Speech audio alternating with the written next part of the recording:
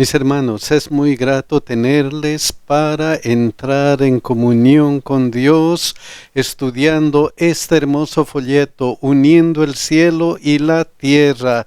Y no se olviden, mis hermanos, de predicar. Hay que predicar el Evangelio. Hoy día vamos a estudiar reconciliación y esperanza. Y para estudiar, vamos a orar, hermanos. Santo Dios que estás en los cielos, te agradecemos porque un día, mientras éramos pecadores, Cristo ha venido para reconciliarnos con Dios. Gracias, Señor, por ese sacrificio, porque ahora podemos llamarnos tus hijos. Ayúdanos, Señor, a entrar en comunión contigo y crecer mediante el estudio de tu santa palabra. Bendícenos a cada uno de nosotros y también bendice a todos nuestros hermanos que han escrito algo en nuestra página del internet. Señor, bendíceles, cuídales de acuerdo a tu voluntad y de acuerdo a sus pedidos. Acompáñales y dales consuelo en los momentos en que están viviendo. También, Señor, bendice a nuestros hijos, cuídales en el nombre de Jesús. Amén. El versículo de memoria está en 2 Corintios 5:21. Miren lo que dice: al que no tenía pecado, Dios lo hizo pecado por nosotros, para que nosotros llegásemos a ser justicia de Dios en él.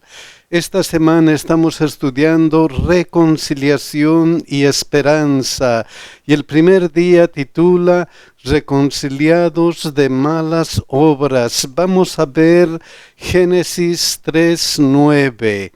Mas Jehová Dios llamó al hombre y le dijo: ¿dónde estás tú? Cuando el hombre entró en pecado, Dios tomó la iniciativa, Dios buscó al hombre. ¿Dónde estás tú? Y a través de todo el tiempo Dios nos busca, no importa en qué estado estemos. Miren cómo nos encontramos según Colosenses 1, 21 y 22. Y a vosotros también que erráis en otro tiempo extraños y enemigos en vuestra mente haciendo malas obras. Como éramos extraños, enemigos haciendo malas obras. Miren lo que dice Romanos 5, 6. Cuando aún eran débiles, no solamente éramos extraños haciendo malas obras, sino éramos débiles. Romanos 5, 8 y 9, miren lo que dice: siendo aún pecadores, como somos pecadores. Miren lo que dice Romanos 5, 10. Porque si siendo enemigos, entonces no importa qué somos, no importa si hacemos malas obras, si somos enemigos, si estamos débiles, si somos pecadores, Dios nos busca. Entonces, cuando aún éramos débiles, pecadores, ¿qué es lo que hace Dios? Nos busca. ¿Y cómo nos busca? Miren lo que dice aquí: a su tiempo murió por los impíos. A su tiempo, ¿qué pasó?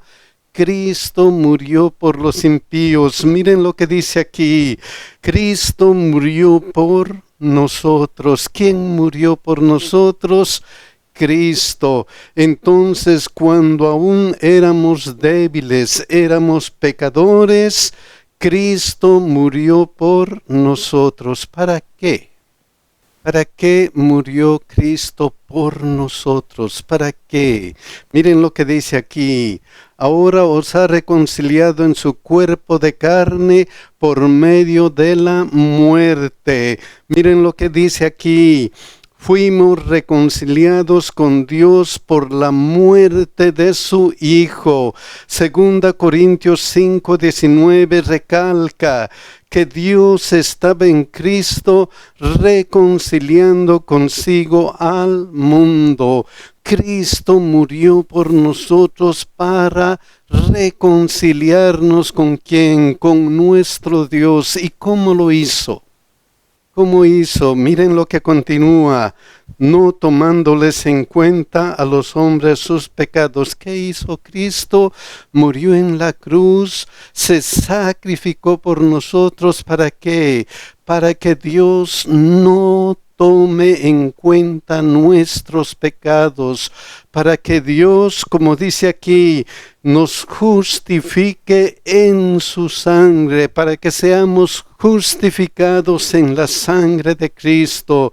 Dos cosas importantes: no tome en cuenta nuestros pecados, no importa qué es lo que hemos hecho, no importa si consideramos que nuestro pecado es lo más horrendo que ha ocurrido aquí en el mundo. Él no toma en cuenta nuestros pecados. En segundo lugar, nos justifica en su sangre. ¿Para qué? ¿Para qué? Miren lo que dice aquí: para presentaros santos y sin mancha e irreprensibles delante de Él. ¿Para qué?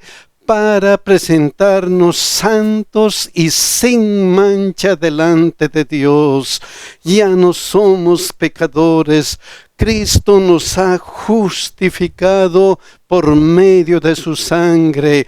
Ahora, por medio de Cristo, Dios nos ve limpios, santificados, nos ve puros. Entonces, al aceptar por fe el sacrificio de Cristo, Dios nos justifica declarándonos libres de pecado. Y cuando somos justificados delante de Dios, ¿en qué nos convertimos? ¿Qué somos? Miren lo que dice 2 Corintios 5, 17 y 18.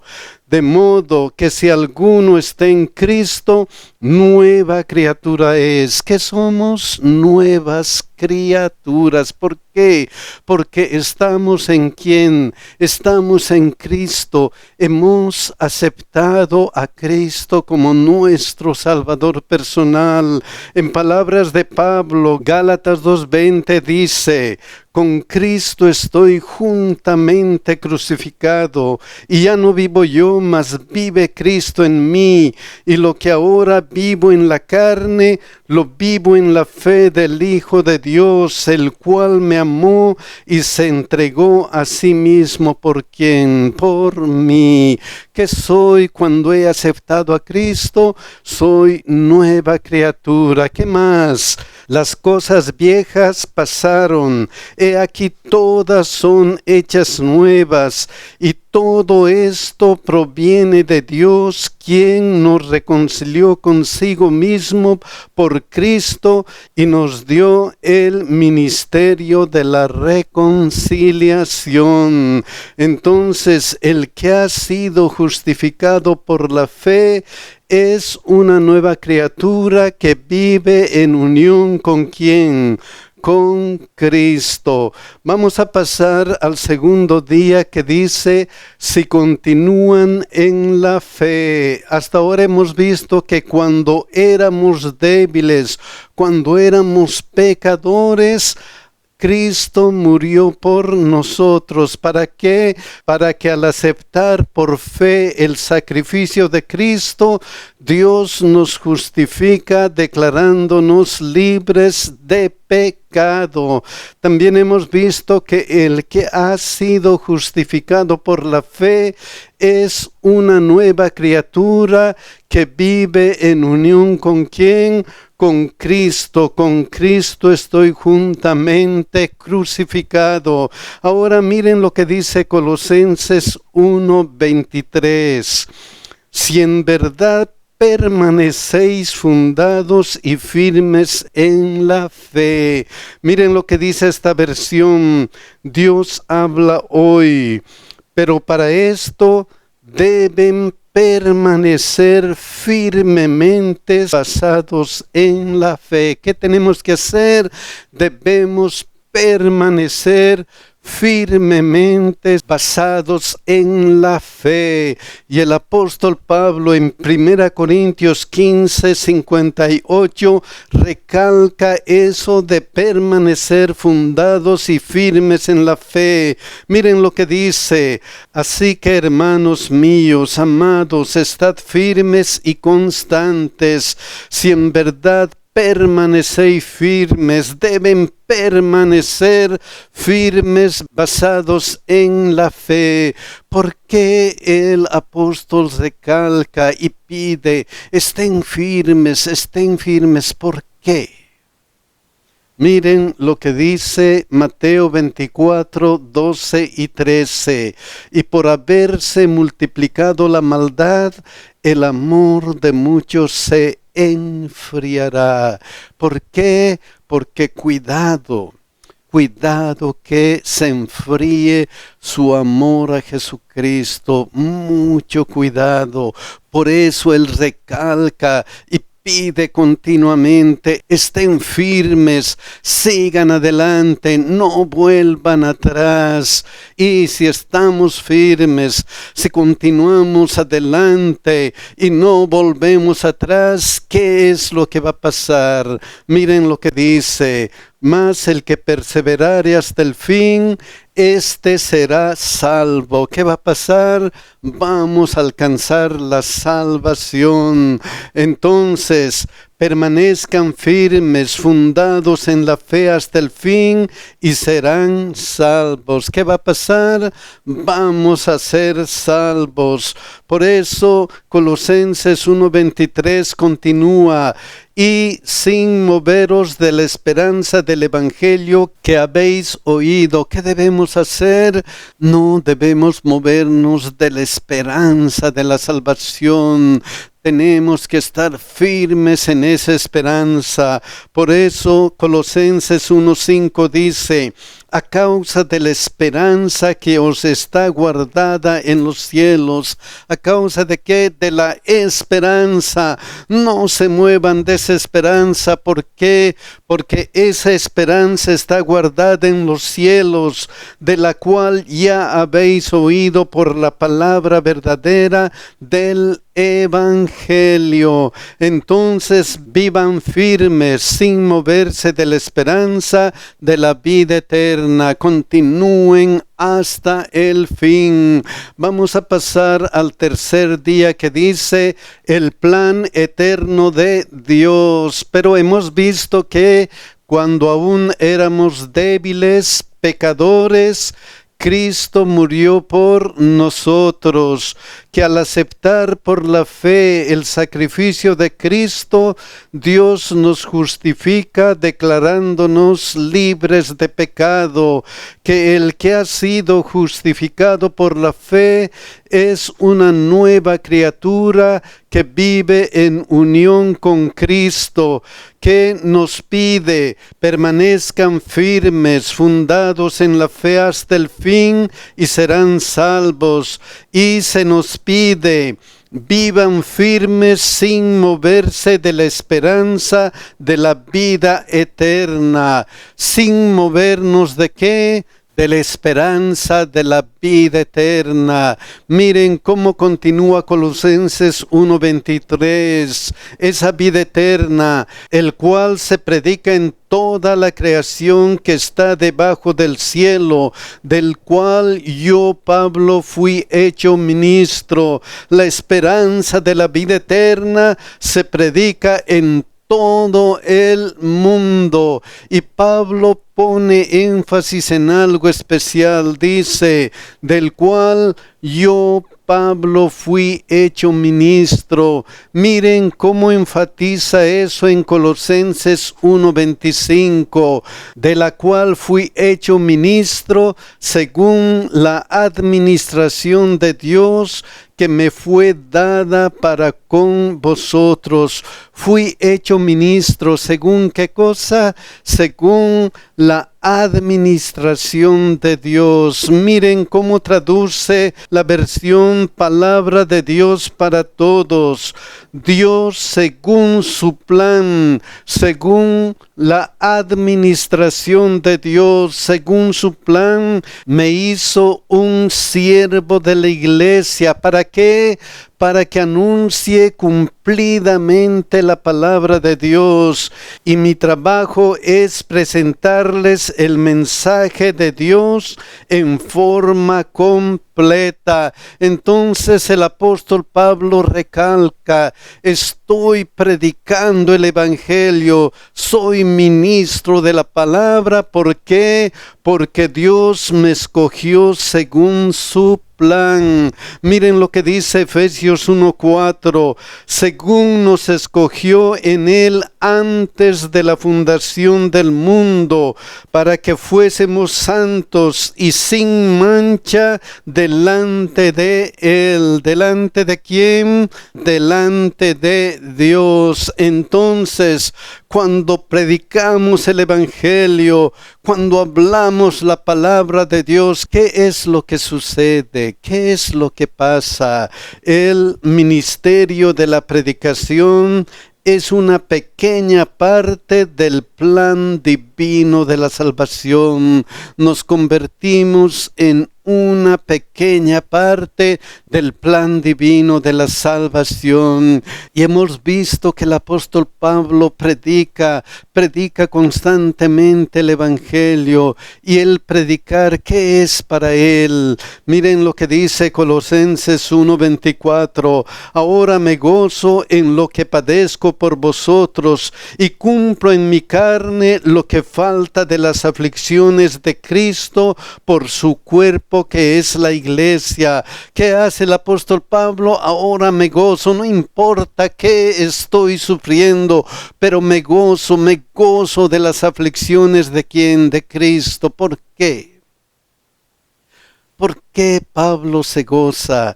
Miren lo que dice Romanos 8:18: pues tengo por cierto que las aflicciones del tiempo presente no son comparables con la gloria venidera que en nosotros ha de manifestarse. Nada se compara con lo que vamos a tener allá en la patria celestial. Vamos a pasar al cuarto día, que titula la revelación del misterio de Dios. Hemos dicho que cuando éramos débiles, pecadores, Cristo murió por nosotros. Al aceptar por la fe el sacrificio de Cristo, Dios nos justifica declarándonos libres de pecado. El que ha sido justificado por la fe es una nueva criatura que vive en unión con Cristo. Se nos pide: vivan firmes sin moverse de la esperanza de la vida eterna. Y también se nos pide: prediquen la palabra, porque el ministerio de la predicación es una pequeña parte del plan divino de salvación. ¿Cuál es ese plan divino de la salvación? Miren lo que dice Colosenses 1:26-27: el misterio que había estado oculto desde los siglos y edades, pero que ahora ha sido manifestado a sus santos, a quienes Dios quiso dar a conocer las riquezas de la gloria de este misterio entre los gentiles, que es Cristo en vosotros, la esperanza de gloria. ¿Qué hace el misterio? El misterio es Cristo en vosotros, la esperanza de gloria. Miren lo que dice 1 Corintios 2:7: más hablamos sabiduría de Dios en misterio, la sabiduría oculta, la cual Dios predestinó antes de los siglos para nuestra gloria. ¿Para qué? Para nuestra gloria. Cristo en vosotros, la esperanza de gloria. Entonces, el misterio, Cristo en vosotros, es la esperanza de gloria. ¿Y por qué?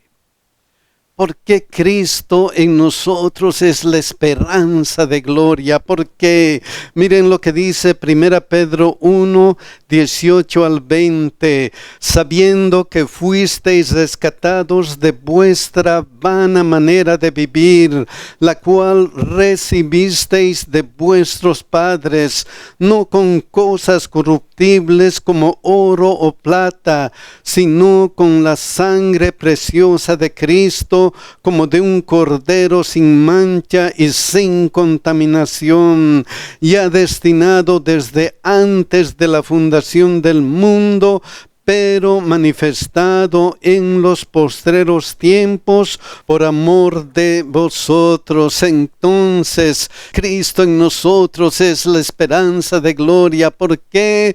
Porque Él ha muerto por nuestros pecados y gracias a Él vamos a morar en gloria con nuestro Padre Celestial. Miren lo que dice Efesios 1, 7 al 10.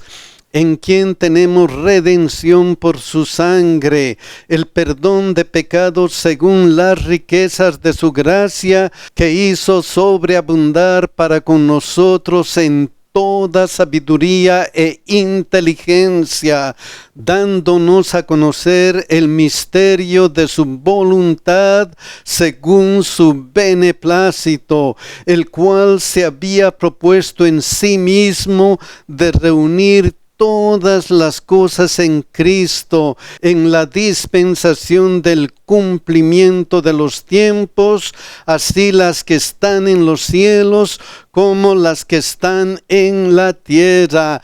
Gracias a Cristo que tenemos la esperanza de gloria. Cuando Él reúna todas las cosas en la dispensación del cumplimiento de los tiempos, cuando Cristo vuelva por segunda vez. Y por eso el apóstol dice en Colosenses 3:4, cuando Cristo vuestra vida se manifieste, entonces vosotros también seréis manifestados con Él como en gloria.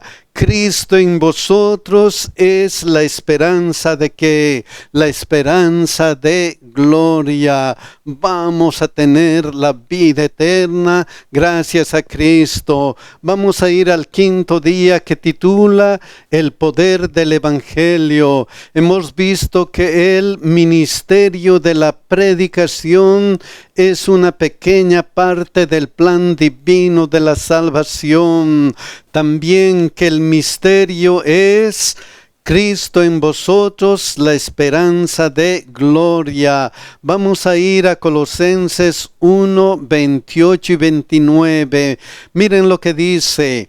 ¿A quién anunciamos? ¿A quién? A este Cristo que es nuestra esperanza de gloria.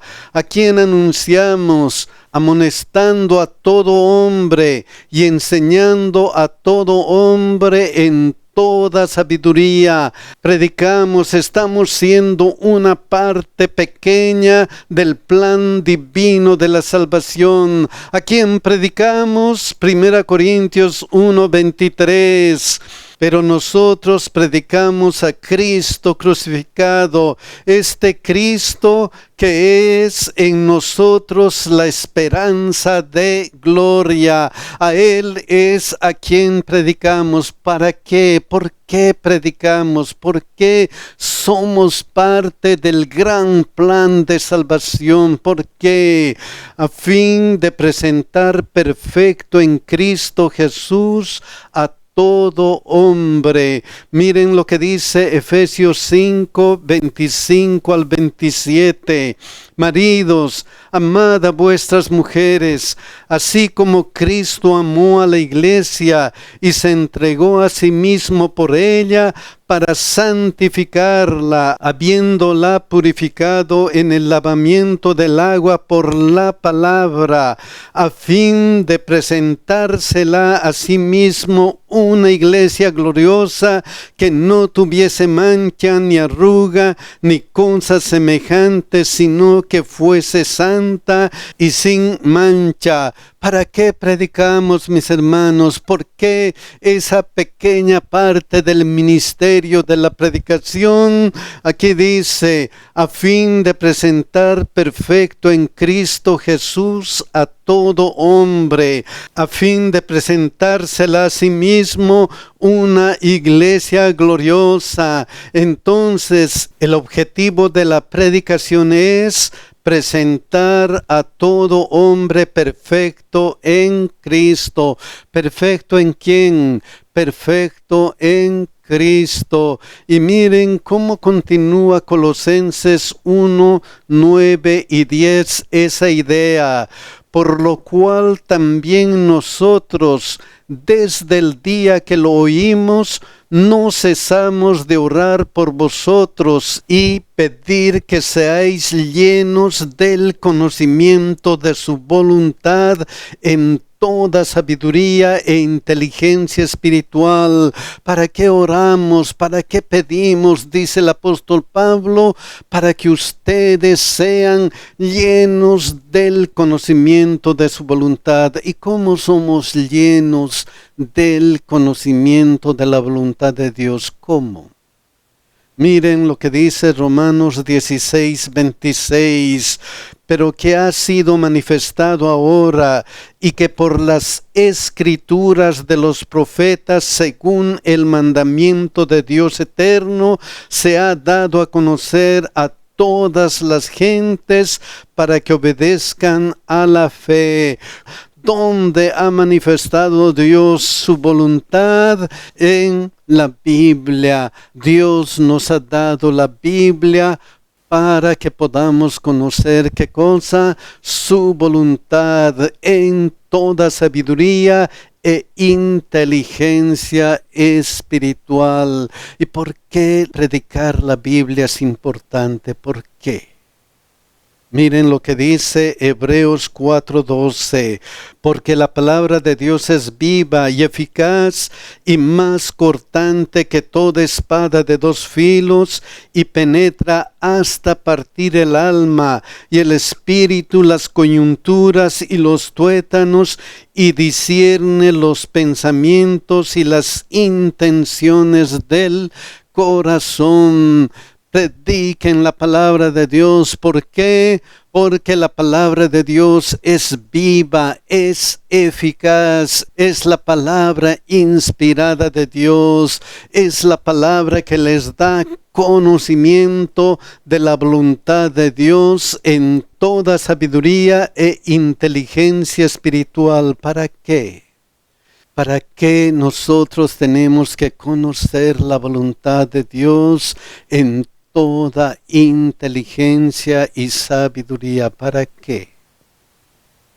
Miren lo que dice, para que andéis como es digno del Señor, agradándole en todo, llevando fruto en toda buena obra y creciendo en el conocimiento de Dios. ¿Para qué? ¿Para qué debemos predicar la palabra de Dios?